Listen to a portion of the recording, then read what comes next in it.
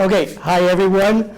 This is Stan Mallow. I want to welcome you to the Paranormal Yacker. We're on location today in Montreal, and in the studio with me right now is an incredible guy who I'll be yakking away with. That's Donovan King, of the founder, really, of Haunted Montreal. So, Donovan, welcome to the Paranormal Yacker. Thank you, Stan.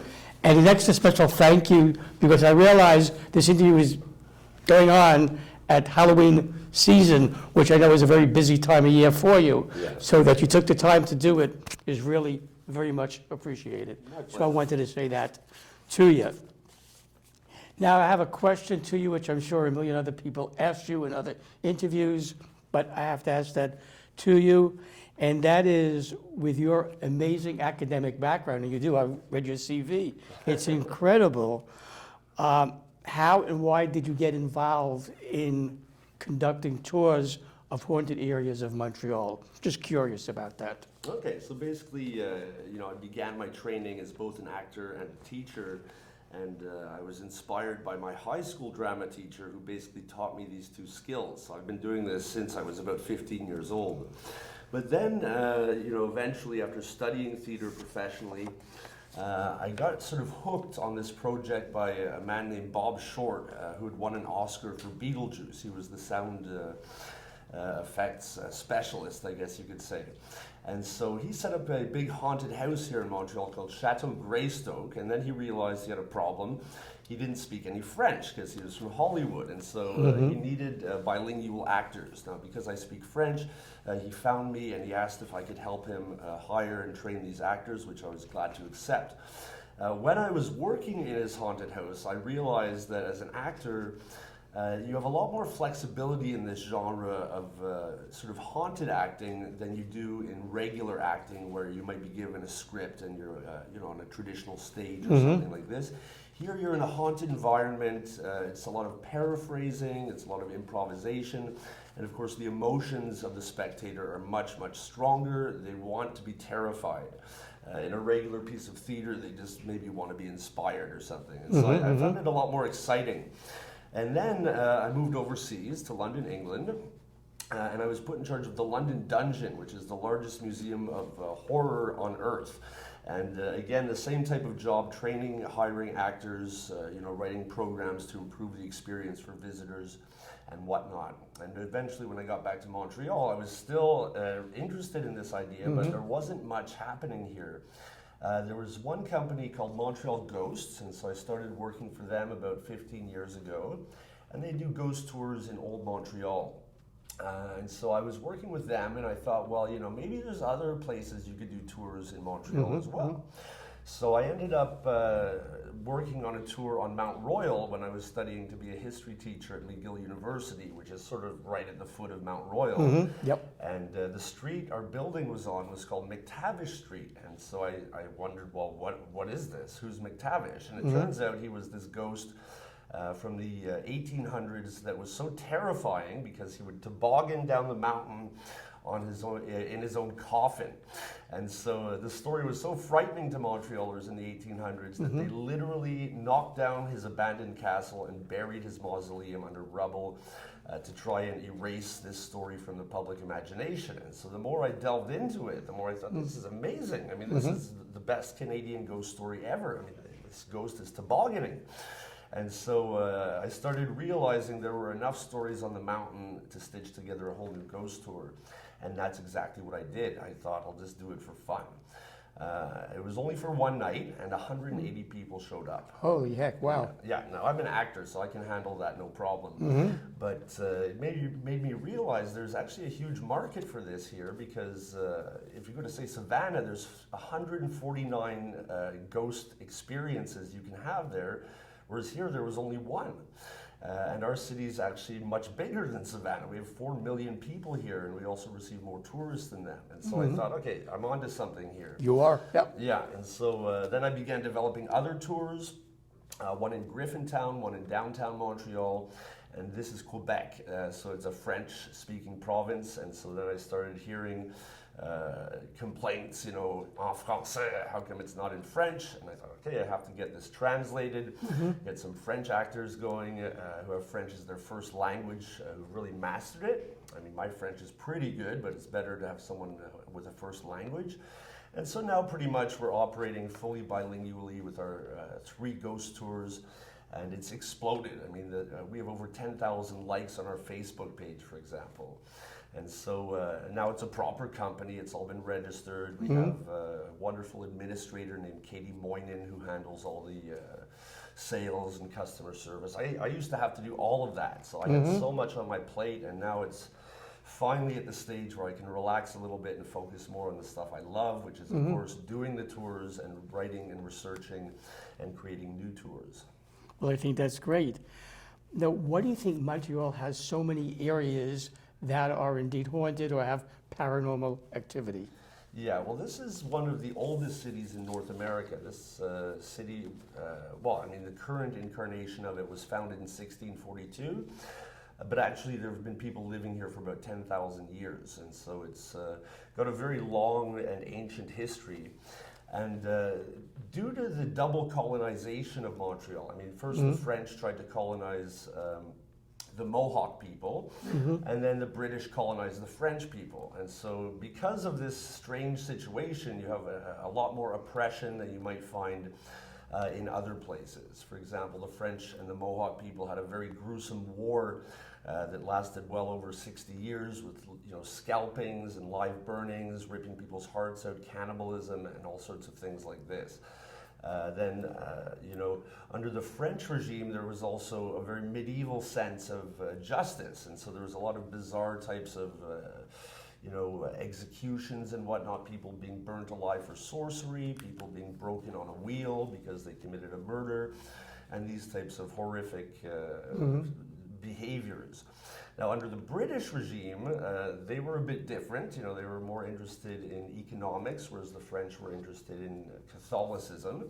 And so under their command, they cracked down quite a lot on anyone who wasn't subservient to them. So there's all sorts of cases of rebellion where the leaders get hanged and these types of stories. The Victorian era also witnessed a lot of crazy murders and things like this in the city. And also, one thing I should mention would be the Irish famine. It had a major impact on the city when 75,000 refugees arrived here in 1847, and the city only had 50,000 people. So you can imagine how overwhelmed the city was with these, Sure, yeah. Yeah, and these were typhus victims, which is a contagious disease. And so this spread throughout the city, and even the mayor himself died, along with a whole lot of priests and nuns trying to care for the refugees.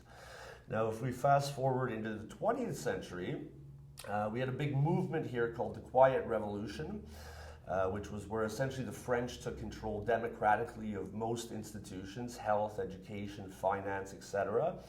And there was a big movement to separate the province of Quebec to create a new country, which actually resulted in a wave of terrorism that lasted for 7 years. Wow. Yeah, in the 1960s, so we're talking about bombs exploding in mailboxes, politicians being kidnapped and murdered, and on like that. So there's just this incredible history here that's, you know, very rich, but it's also based on a lot of conflict and people trying to control other people. And so when you have this type of history, inevitably you have a lot of tragedy, and this results in a lot of ghosts. And so this is really one of the reasons I think this is probably the most haunted city in Canada, if not North America. We also have the largest intact burial ground in North America, just on top of Mount Royal. So they say it's a veritable city of the dead overlooking a city of the living. And so, wow. Yeah, so when you combine all these factors, and also the fact that we have so many different unique neighborhoods, each with distinct architecture, history, you know, ethnic groups and whatnot, it really creates a unique place to tell these stories. And I could actually create, I think, about 10 ghost tours in this town based on the information I have right now.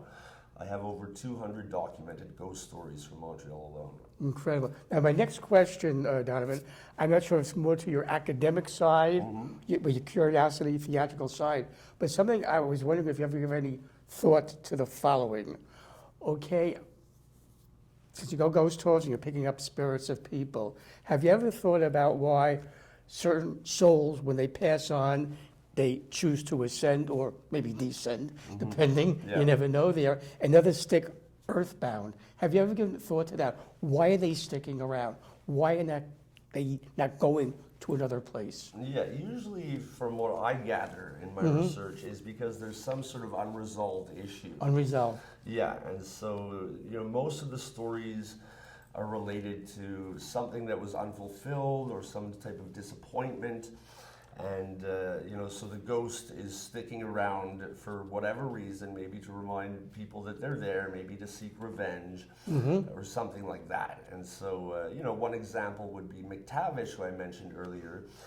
He was a very wealthy Scottish fur trader, the richest man in the city, and he had married a beautiful young woman. He was 46 and she was only about 18.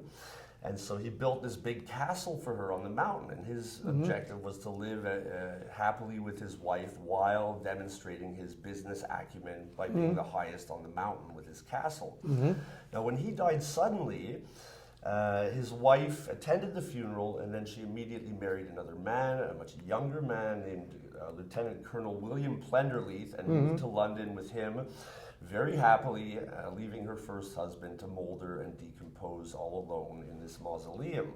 So basically, his castle was unfinished, and his wife left him. So these are two very good reasons for a ghost to stick around, because, of course, there was unfinished business. And so, as the years would pass and McGill University would open in 1821, the students of the era, like the troublemakers, today it's the Frosh kids, but back then it was the snowshoeing club. And so they would drink alcohol, go up the mountain with their torches, and they would always stop at his mausoleum and holler and yell, try to rouse his spirit. And then one day they actually broke in and tipped over his coffin. So this would be another reason for a ghost, disrespect of the body and that type of thing. So there's a few different reasons I think ghosts might stick around, but usually they're related to something. Oh, thank you for that.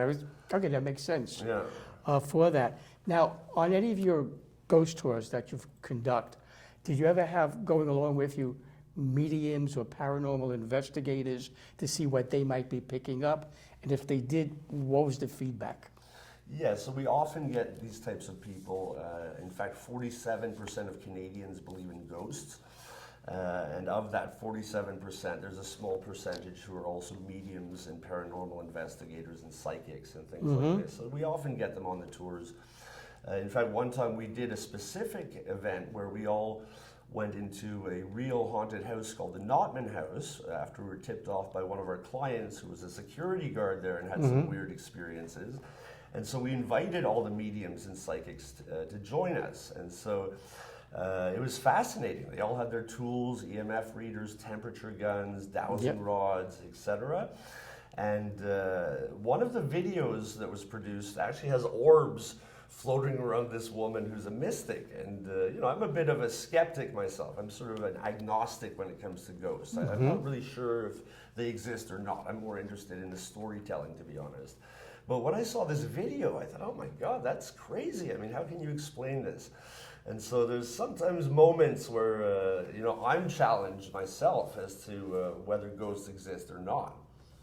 That sort of connects to my next question to you, which I think you sort of answered was, have you yourself ever experienced any paranormal activity or seen or witnessed or been privy to something that happened that scientifically cannot be explained? Yes-ish. Okay. I'll qualify that with an ish. Sure, that sounds good. Yeah, so when I was working at the London Dungeon, one of my jobs was to come in the morning, and I had this set of keys, and I would open the dungeon, and I would turn on all the power and all the machines that were required for things like audio, special effects, fog, etc. So this was all very high-tech stuff, but there was a low-tech element in the dungeon, which was about 20 racks of these church candles, the big, thick ones that you'll find in the church. And so part of my job was to light them in the morning and then blow them out at the end of the day and replace them as we went. And so There was a few occasions where I'd arrive in the morning and the candles in only one area of the dungeon, which was near the Jack the Ripper experience, were relit. And I thought, well, how's this possible? I blew these out last night. And so I thought, well, maybe I left them burning all night. And then I started getting more curious. I would time it, and I'm like, no, these things only last about 14 hours. So if I'd left it burning, there would be nothing left in the morning. And so I started to get curious about if someone was playing a prank on me. And so I thought, who else has the keys? And there was only a handful of us with access. There's myself. There was the technician. Now, he was a raging alcoholic, and so he never came to the dungeon unless there was an emergency, and then he would charge them triple and be drunk half the time. I thought, there's no way this guy would do it. You know, he's like a con artist. Then there was the manager, and she was terrified of the dungeon. She also had an office upstairs where it was clean and modern, but the dungeon was filthy. It was rat infested. It was pretty dungeon-esque, I guess you could say. And so she hated going into the dungeon. And so I thought, there's no way she would sneak down. And she was a professional woman. Like, there's no way she would play a prank like this. And then I thought maybe it's my deputies. And so I approached them and I asked them if they were playing this trick. And they explained to me that they were having the same experience. You know, when it was my day off, my deputy would come in and the candles would be relit in this area. So I did some research. I found out that during World War II, this was used as an air raid shelter. And sure enough, a bomb had landed right on the part where we had the Jack the Ripper experience. About 50 people were killed. And it was only in this area that the candles kept relighting themselves. And so that got me thinking, okay, if this is paranormal, the odds are it's those people who died trying to, you know, maybe remind us of what happened, or maybe trying to commemorate themselves as we do when we go to a church and light a candle or something like that. And so I just thought, wow, this is really crazy, because there's no logical explanation as to why they kept relighting. And yes, it is feasibly possible that someone was playing a trick on me, but it seemed extremely unlikely. And so that's why I put the ish there, because I'd say there is a small chance there was a prankster, but it doesn't seem likely.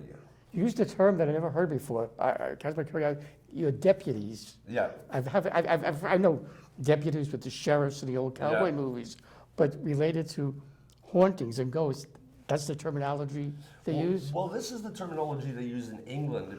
Oh, because I never heard of it. Yeah, so a deputy is basically a second in command. So if I have the day off, my deputy has my role, just like the deputy sheriff would have the sheriff's role if the sheriff was out of action. One other thing you said that definitely has my curiosity, and I'd be not sleeping tonight if I didn't ask you. You're talking about a Jack the Ripper experience. Yeah. What would be, you know, knowing his reputation and what he did, what would the people experience there? Well, they would essentially walk into a replica of Whitechapel in the 1880s when these murders were committed. And so they would sort of walk through different rooms that had been decorated like Victorian London with gas lamps and fog. And inevitably there were some bodies scattered about that they would encounter who were his victims. And there was also audio-visual presentations. Cool. So they could see sort of videos about, you know, the suspects and things like that. And at the end of the experience, they went into a mortuary where there was a doctor performing an autopsy, and eventually this big fireball explodes in the room. Oh, wow. They had some very high-tech effects. It was quite interesting. So it was trying to give them sort of a sense of what it was like in Whitechapel in the Victorian era. So very spooky. Now in Montreal, you do different types of tours, which makes sense from what you're telling me, rather than one size fits all. This one is focused on that. Could you share with the Paranormal Yacker audience the different types of tours that you conduct? Yes, so basically I do both ghost tours and regular guided tours. So for our ghost tours, we have one on Mount Royal, one in Griffintown, and one downtown. So these are all very distinct areas. The one on the mountain is a nature park that gets extremely quiet and creepy at night, especially in the autumn when the leaves are falling. Then Griffintown is an old Irish shanty town that became sort of the biggest industrial area in Canada when the Industrial Revolution arrived, and was then completely abandoned, and now condominiums are springing up. And so this is a super interesting neighborhood because the newer residents have no idea about its past, and yet the ghosts of this shantytown still remain in the griff. And then downtown is more of an urban area where it's more like things are secret. So it's like this pub is haunted, here's the story. This hotel is haunted, here's the story. This park that we're in is actually a cemetery with 70,000 bodies under it, many of them in mass graves. And so it's kind of like showing hidden secrets in the downtown area. So those would be our ghost tours. We also created one of the Red Light District, which is now the Quartier des Spectacles. That's run through another sister company called Secret Montreal. And of course, there's still the ghost tour in Old Montreal that I've worked for that's been going for about 20 years now. And then the regular guided tours I do could be anything. So I tend to focus a lot on Irish history in Montreal, but also the history of colonization. I do tours of Old Montreal. So whatever the tourist wants, I can organize because I'm a licensed tour guide. And in our city, it's illegal to tour guide without taking this course for 9 months. Paying $2,000 and doing I did not know that. Wow. Yeah, and doing it mostly in French as well. And so once you have this license, you're good to go for any type of tour, a bus tour, a bicycle tour, a food tasting tour, craft beer tour, whatever. And so one tour I'm working on right now, as you may know, marijuana is going to be legalized. I've read about that, yes. Yeah, in less than a week. So I'm actually making a marijuana tour for next year. And the idea is not just that they get high, but actually to show them the history of marijuana in the city, the prohibition, where the police raids happened, where the hippies gathered in the 60s, the Tam Tams, which is our big Sunday event throughout the summer where people drum and dance and smoke pot on Mount Royal. And so to give them this cultural experience in addition to them being able to buy this at the government store. So the sky's the limit with this type of tour. And I think your psychic abilities are up there because that's exactly my next question to you. Any new tours on the horizon, and did you want to share them? That's one of them. But you said there's so much history that you do. I'm sure there's a lot of others there too that you're planning. Absolutely. There's also a tour I'm developing, which doesn't have a name yet, but it's sort of an LGBTQ tour. And I found this in Charleston when I was down there. I often travel to other cities to do... Yes, Havana, now Charleston. Yeah, so I do a lot of research in other cities, and I found out that they had this kind of hidden tour. It wasn't really publicly offered. And I guess down there, there's probably like more homophobia and whatnot compared to here. We have the largest gay village in North America. And so I started researching here and I found out, well, some people do these tours around Pride in the village. And I thought that's crazy because this could be something that you could offer year round. Absolutely, yeah. And also the history's fascinating. I mean, our first knowledge of what, the history of this would be in New France. And one of the drummer boys ended up having some type of erotic relationship with a soldier. And so he was caught, and they told him, we're going to have to execute you for this because it was a strictly Catholic colony. And they said, or we'll give you an option. You could become the city's first executioner. Whoa. So, holy heck. Yeah, and so he decided to become the executioner. And he ended up executing a whole bunch of people. But it's just like these crazy stories like this we have throughout our history that have been totally forgotten, totally neglected. You might find it, in a magazine somewhere, but it's a matter of stitching all these bits and pieces together into a full experience so someone can get an overview of, what's the history of this community in Montreal, or what's going on with pot in Montreal, or why is the Irish community neglected in the history books when there's all these stories or things like that. So I really like to dig up the hidden history.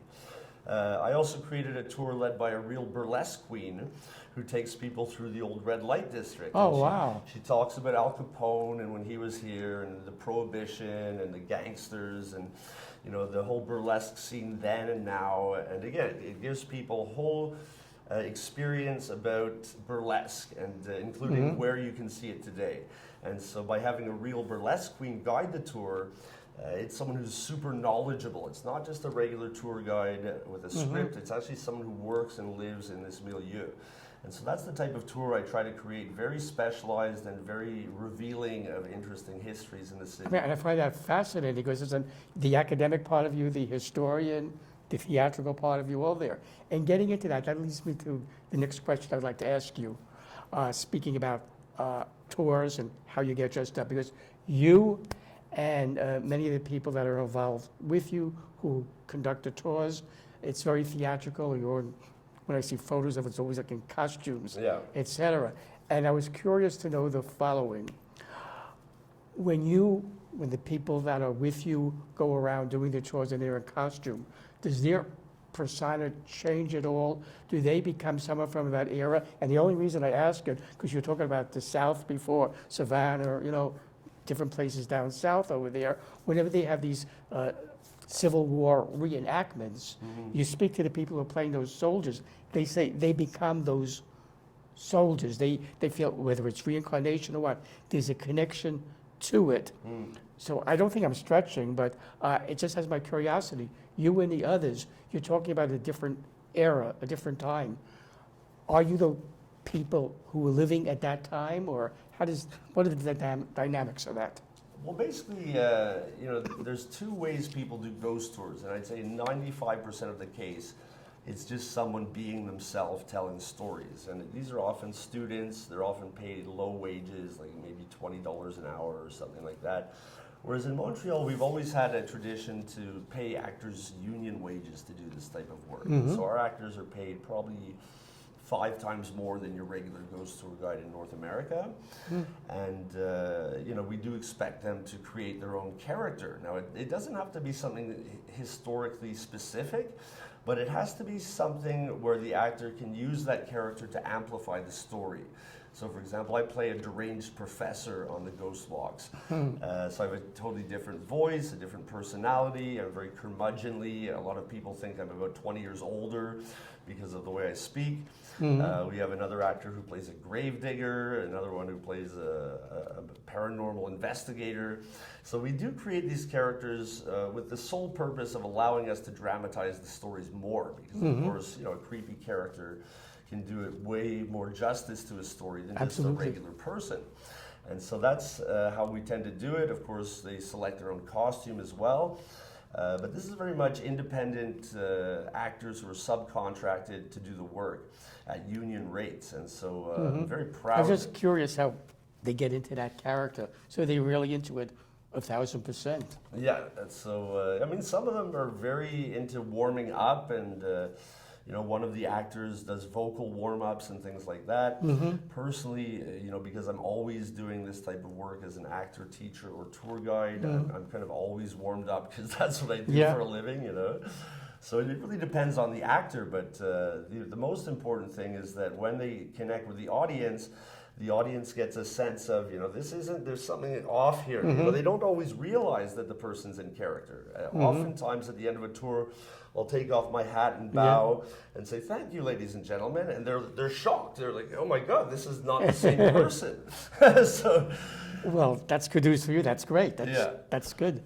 Now, I was curious, how does your family, friends, associates, especially those who know you from the academic part of your life, how do they react to you or finding out that you're involved in conducting ghost tours? They love it. Good for them. Okay. The problem with academia is that, unfortunately, most of the things that are created in academia are only read by a small handful of academics. For example, I wrote a history paper for an organization I'm a director of called the Irish Montreal Park Foundation, where we're trying to make a world-class park on our old Irish famine cemetery, which is presently crisscrossed with railroads, highways, billboards. Wow. It's a disgrace. Yeah. And so, so I wrote this big historical paper about it, but again, it's only the academics reading the paper. But when I sort of converted the paper into a walking tour, suddenly all the media is interested, everyone wants to attend, and they're getting the exact same information, but it's just through a different format. And so the academics like it because I can actually take issues that are sitting there stagnating and put it out there in the public, and suddenly people are interested. And that should be the bottom line of all of that. Well, yeah, that because people know about academia it. is all about persuasion, and so like how persuasive is a dense paper with like, MLA bibliographies? Most people can't read this with big words and whatever. But if you can make it accessible and fun, all of a sudden everyone wants to do it. And so academics love this type of stuff because it can really bring certain works to life. Besides the incident that you had said earlier about somebody capturing an orb, have people on your tours who brought cameras with them, have they gotten back to you, they captured orbs or other psychic phenomena? Yes, we often get them posting on Facebook of things that they've seen. So you've had all sorts of photos of orbs. There have been photos of ghosts in church windows, things like this. And so we always encourage people to take photos and, of course, to send them over as well.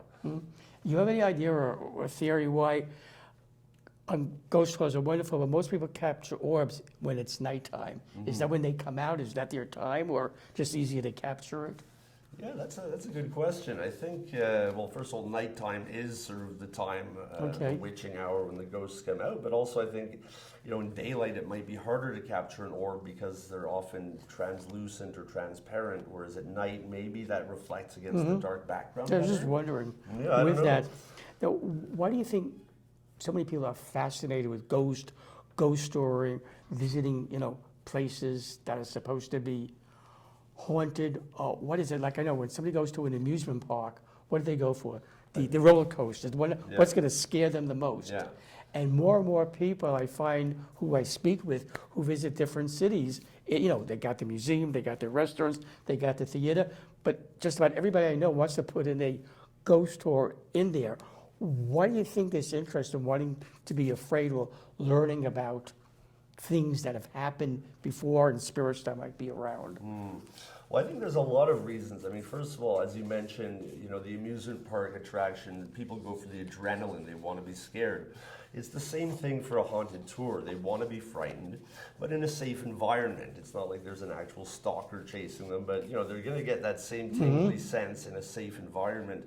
And I think people like to experience fear if it's safe because it's kind of fun. Also, I think there's a certain taboo element. I mean, historically in North America and much of Europe, it's been religion that's been controlling things, and a lot of these subjects were taboo. You couldn't talk about them. There was only one way forward, which is to follow the religion to get into heaven, and everyone else goes to the equivalent of hell, and there's no other possibility. Yeah. And suddenly we're saying, well, wait a minute, there's this maybe realm in between those places where the spirits are still here. So there's that whole taboo element of it as well. And thirdly, it's a great way to pick up the history of a city in an alternative way. So our tours are both historically accurate and include the ghost stories as well. So you'll still get a very good sense of what the city's all about, even though it's a ghost tour.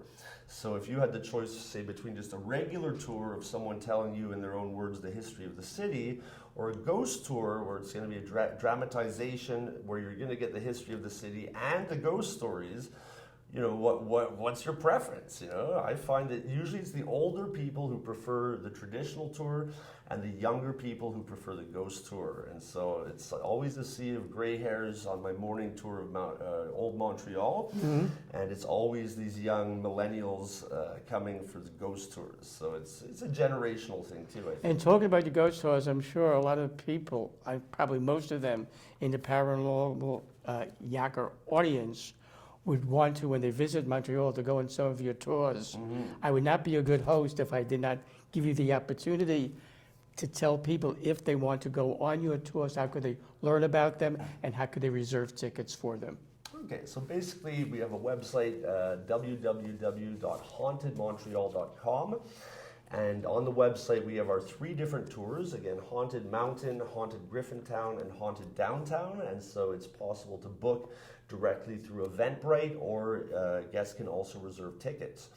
Now, another interesting thing about our website is we have a blog. And we publish a new Montreal ghost story on the 13th of every month, and that's free. It's in both English and French, and so people can sign up and then receive this and sort of be kept up to date with a new ghost story, but also with our company's news. So what tours are being offered and what special events are happening and so on and so forth.